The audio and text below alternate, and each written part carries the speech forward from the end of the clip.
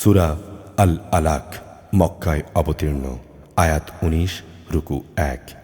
বিসমিল্লাহির রহমানির রহিম।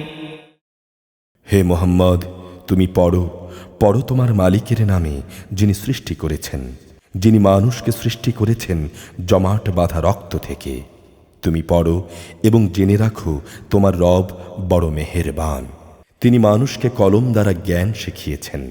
তিনি মানুষকে এমন কিছু শিখিয়েছেন যা তিনি না শেখালে সে কখনো জানতে পারত না।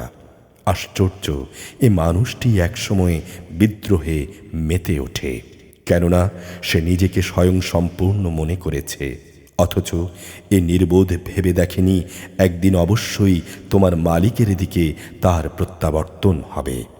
তুমি কি সে দাম্ভিক ব্যক্তিটিকে দেখেছ যে তাকে বাধা দিল আল্লাহর এক বান্দাকে যখন সে নামাজে পড়ল? তুমি কি দেখেছ সে কি সঠিক পথের উপর আছে, কিংবা সে কি অন্যদের তাকওয়ার আদেশ দেয়? সে ব্যক্তি সম্পর্কে তুমি কি মনে করো যে আল্লাহকে মিথ্যা প্রতিপন্ন করে এবং তার থেকে মুখ ফিরিয়ে নেয়?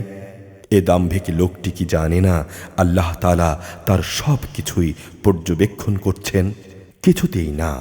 যদি সে এ থেকে ফিরে না আসে, তাহলে অবশ্যই তাকে আমি সম্মুখভাগের চুলের গোছা ধরে হ্যাঁচড়াবো। এই লোকটি হচ্ছে আমাকে মিথ্যা প্রতিপন্নকারী নাফরমান ব্যক্তি।